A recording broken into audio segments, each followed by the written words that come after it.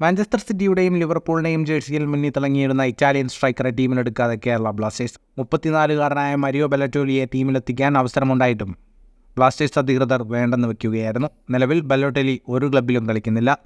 Turkish club അദാന ഡെമിസ്പോറിനു വേണ്ടിയാണ് അവസാനമായി കളിച്ചത്. ഫ്രീ ഏജന്റായ താരത്തെ ബ്ലാസ്റ്റേഴ്സിന് പുതിയ സീസണിൽ ടീമിന്റെ സ്ട്രൈക്കറായി കളത്തിലിറക്കാമായിരുന്നു.